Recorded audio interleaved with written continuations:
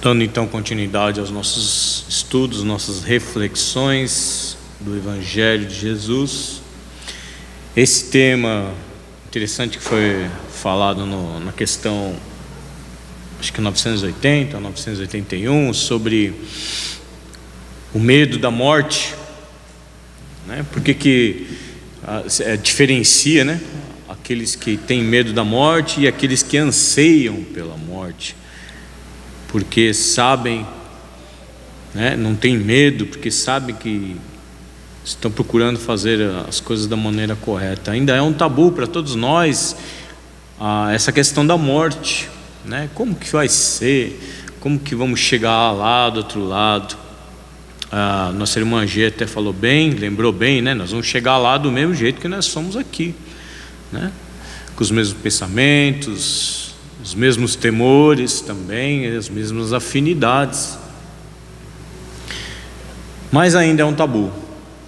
Por mais informação que a gente tenha a respeito da nossa verdadeira pátria espiritual, que o transitório é quando estamos aqui na carne, ainda é um assunto que infelizmente nós, na nossa inferioridade ainda espiritual, não temos maturidade o suficiente para encarar a morte como algo natural, mas é da lei de Deus, a morte do corpo.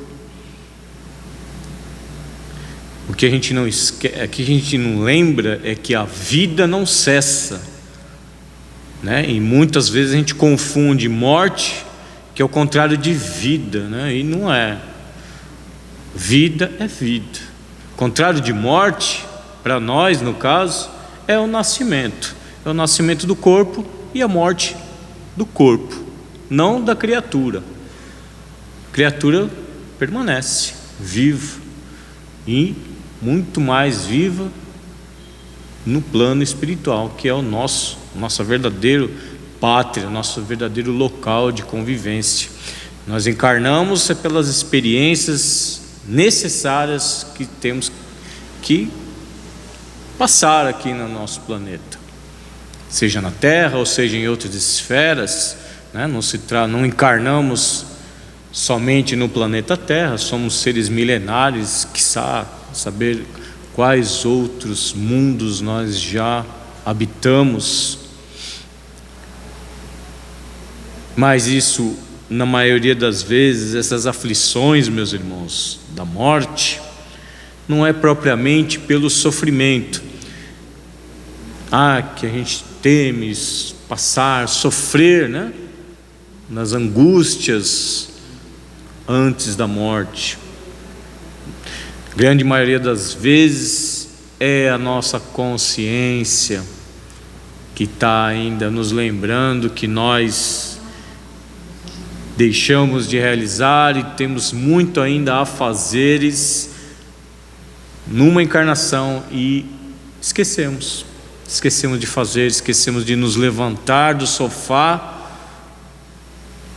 e agir conforme Jesus nos recomendou. Mas é normal, é o estado nosso atual, e estamos todos juntos procurando aprender e compreender sobre isso, sobre a morte ou sobre o desencarne, né? O ato de desencarnar, de se desligar da carne. Mas os irmãos espirituais já nos afirmam que a pior parte nós já passamos, que é o nascimento, que para nós espíritos é muito mais doloroso a gente reencarnar do que a gente desencarnar. Então, sejamos mais positivos, né? E lembremos sempre disso, que já passamos pelo pior, que é reencarnar. O ato do encolhimento do espírito e tudo mais, até o ligamento com o feto no útero das nossas mamães.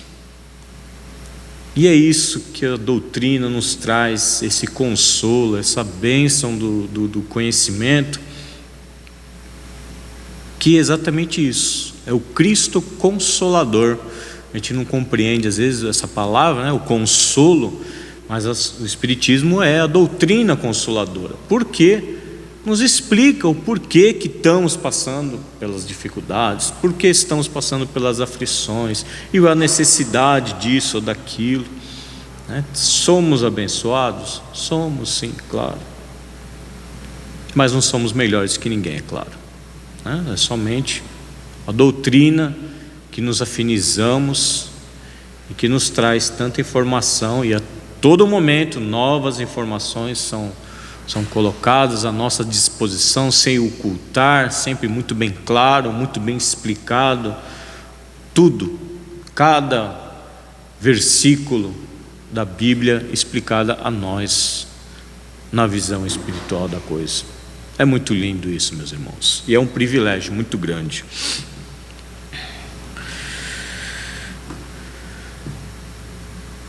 Então vamos falar da chegada. A chegada ou o retorno? Do livro Linha 200, psicografado por Francisco Cândido Xavier e ditado pelo Espírito de Emmanuel, a lição de número 20 é intitulada de A Chegada, que fala exatamente sobre isso, né? Sobre nossos retornos, nossas idas e vindas, nossas encarnações. E é claro, o que envolve uma encarnação é nossas obras. Como podes precisar o momento que te assinalou a entrada no mundo? Não podes ignorar que uma hora surgirá em que deves sair dele. Então, isso é a única coisa que temos certeza: a morte do corpo, a saída nossa deste planeta, o desligamento da carne. Não esqueçamos que o minuto de volta será minuto de ajustamento na contabilidade da vida. E a gente vislumbra algo assim, que haverá alguém lá nos falando: e aí, o que você fez de bom e de ruim? E o que você deixou de fazer de bom? Mas não, meus irmãos, a cobrança será feita por nós mesmos. Nossa consciência é a que vai nos cobrar, vamos dizer assim, as nossas obras, ou aquelas que nós deixamos de realizar por exatamente isso, pelo ócio, pela preguiça, ou pela, às vezes, a falta de tempo, a falta de oportunidade, e assim por diante. Por isso que vale a cada esforço que a gente emprega simplesmente haver uma escola religiosa. Não é só aqui dentro do centro espírita, não. Qualquer escola religiosa, a devoção, o carinho, a gente encontrar, como está sendo falado, a gente encontrar com as pessoas que a gente se afiniza para com a nossa religião. Isso é muito importante, essa socialização nos faz crescer, nos faz enxergar muitas das vezes que aquele irmão que está do nosso lado, que a gente acha que está muito melhor que a gente, ele está em aflição pior que a nossa. Então se faz necessário essa socialização, vamos dizer assim, em todas as escolas. Mas quando chegarmos lá, a contabilidade da vida baterá à nossa porta. Lembra-te de quantos conhecem a amargura dos que desertam do caminho que a vida lhes traça, quando fogem das próprias obrigações, a fim de que te não falte bom ânimo à necessária preparação ante o inelutável regresso.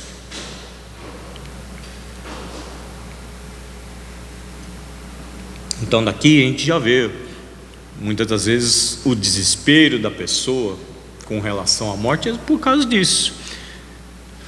Nós todos temos um plano reencarnatório que bem lá no íntimo a gente sabe, não compreende, mas a gente sabe.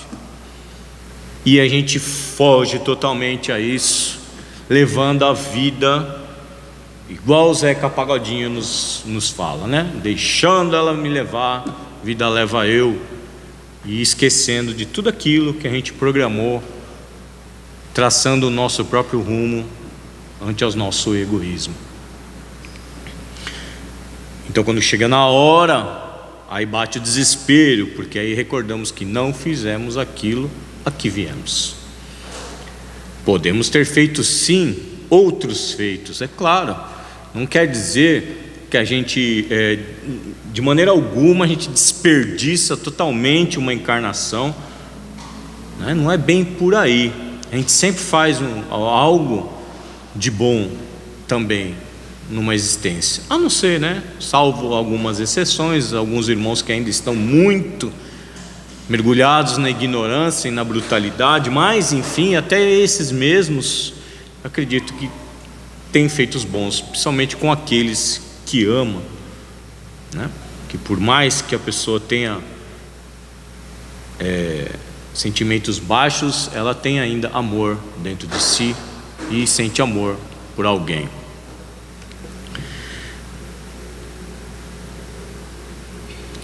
Então, a amargura que nos reserva,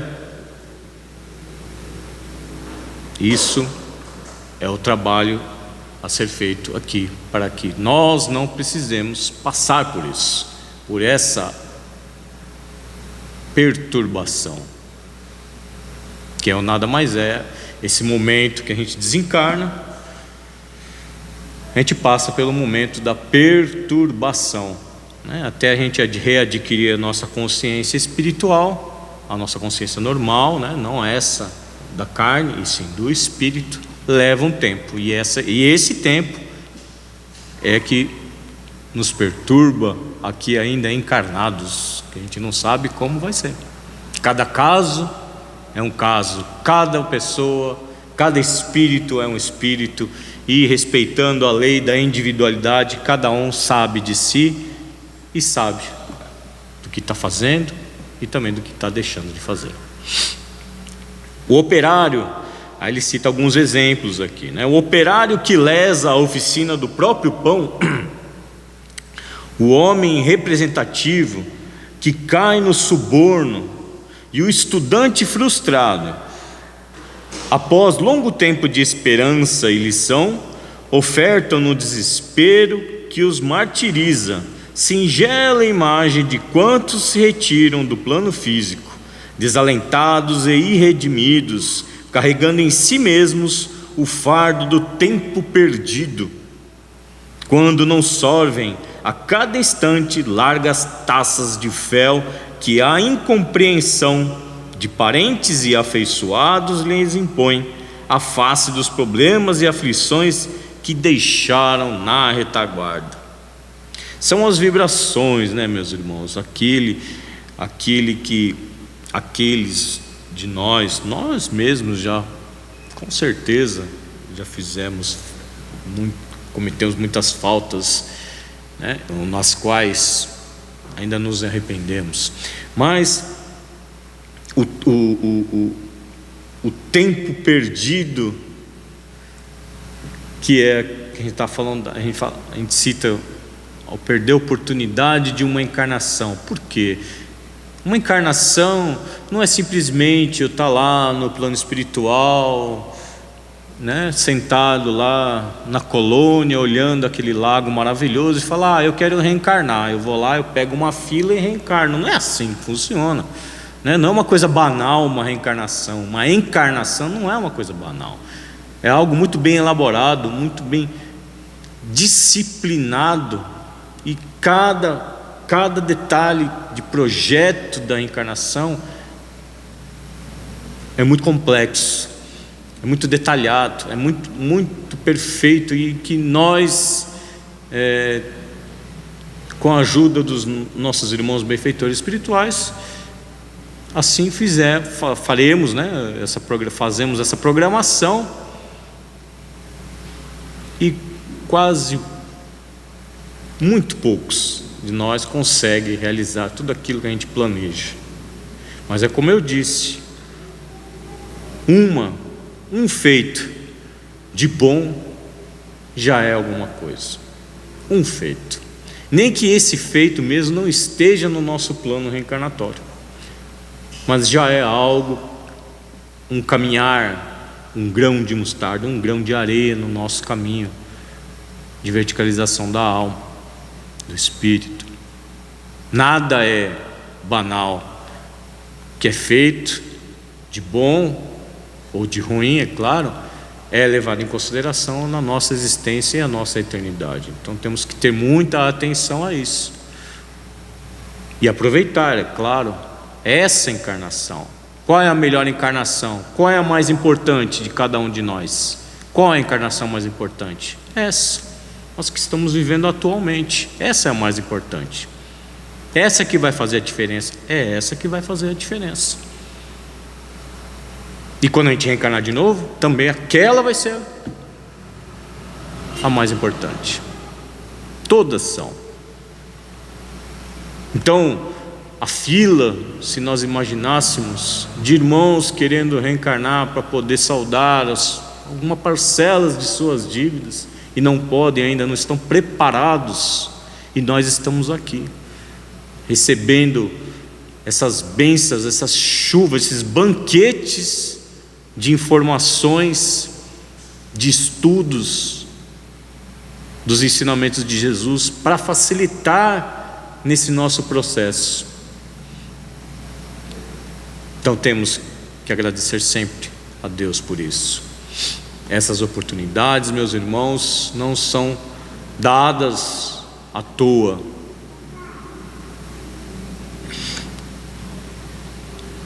Então vamos lá.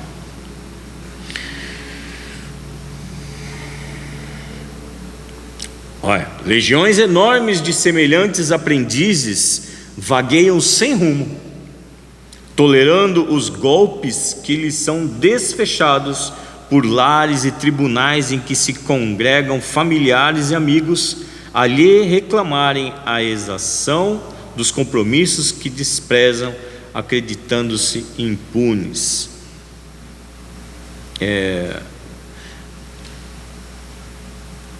Eu estava conversando uma vez até com a nossa irmã ali, quando desencarnou o esposo dela, né? E a gente ficou feliz, porque foi uma pessoa que realizou e sempre caminhou no bem, lógico, como todos nós também tinha defeitos, é claro, mas foi uma pessoa que passou a sua vida de uma maneira bem simples e sublime, bem tranquilo, realizando tudo que ele podia ao alcance dele, fazendo o possível. Então foi uma alegria. Qual de nós pode, né, ter esse sentimento hoje, se a gente desencarnar amanhã? Será que nós conseguimos essa sublimação para nós? Esse alívio de ter completado a nossa existência, nossa existência carnal aqui, havendo as possibilidades e realizando muitas coisas. É de se pensar, se amanhã a gente desencarnar, como é que vai ser?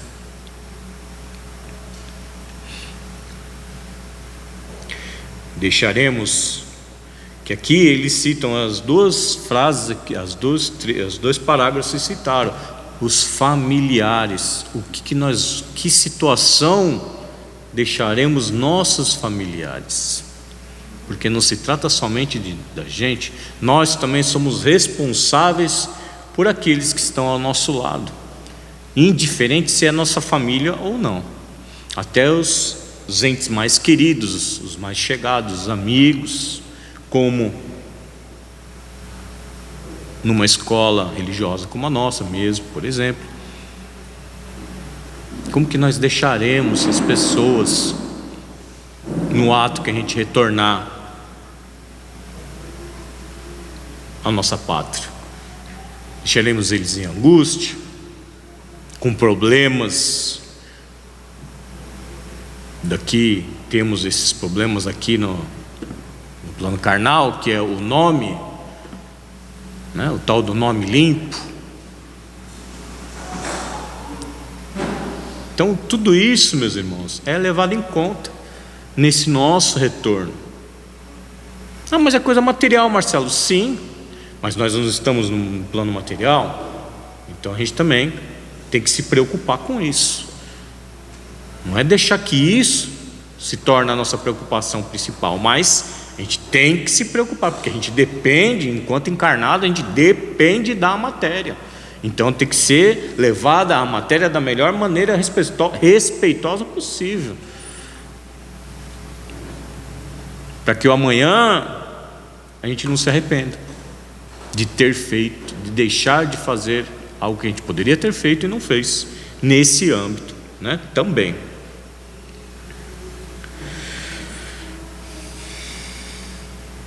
Porque senão, meus irmãos, isso seria muito fácil, né? A nossa consciência ficar tranquila, porque a gente desencarna e pronto, acabou tudo, acabou os problemas, não deixamos, deixei dívida para trás, deixei isso, deixei aquilo, acabou, morreu, acabou. Não, a gente sabe que não é assim que funciona, né?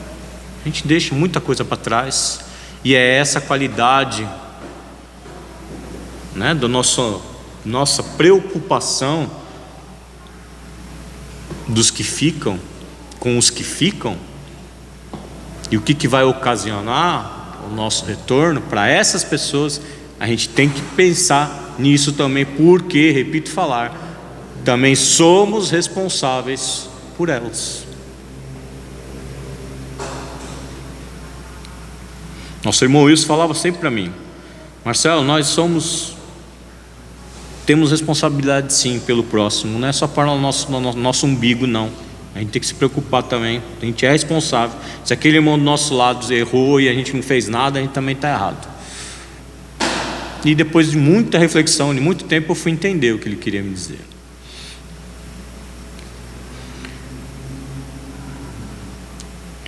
Recorda que amanhã ser-te-á naturalmente solicitada a conta justa do hoje, e que a morte, em te ocultando a forma física, não te forrará o espírito ao testemunho inconteste das próprias ações, no qual, de retorno à imortalidade, receberás em reação compulsória o fruto da semente que cultivaste, expressando-te a paz ou a insegurança, a alegria ou a dor, o inferno ou o céu, segundo a tua lavoura de preguiça ou trabalho, luz ou treva, mal ou bem. Então, meus irmãos, que a gente possa absorver e viver tudo aquilo que a gente escuta do Evangelho, todos os estudos, que a gente possa absorver isso e colocar para dentro de nós, mas bem lá no imo, porque é o Cristo falando conosco quando deixamos que o Evangelho adentre em nossas vidas. É Jesus presente todos os tempos. Então, se faz necessário, sim, meus irmãos, sempre refletirmos sobre as coisas da vida e principalmente sobre as coisas da morte, porque ela é a certa. A única certeza que todos nós temos é que iremos desencarnar um dia, e o que estamos preparando a nossa recepção quando retornarmos será definido pelas nossas obras aqui, pelas nossas maneiras, nossas ações, nossos pensamentos. Então, que estejamos sempre envolvidos com Jesus, até que um dia Ele viverá por nós, assim como Paulo nos exemplifica, né? Que já não é mais Ele que vive, é o Cristo que vive por Ele. Tantas dificuldades nós temos, meus irmãos, de compreensão a esse respeito com o Cristo, com tudo que Ele fez em seu ministério de 3 anos, todos os seus exemplos, e que ainda já se passaram mais de 2000 anos e ainda relutamos e relutamos a seguir os passos dele, porque achamos que é Jesus e nós não somos capazes, sendo que Ele mesmo nos assegurou que nós poderíamos fazer tudo o que Ele faz e até mais. Só que nós não acreditamos. Então, reflexão, meus irmãos, a respeito da nossa vivência evangélica aqui, enquanto encarnados, muito importante, para que a gente não deixe para pensar nisso no momento em que estivermos retornando à pátria espiritual. Aí pode ser que seja um pouquinho tarde. Tá? Que Jesus então nos abençoe e que seus estudos, seus ensinamentos e principalmente os seus exemplos possam nos influenciar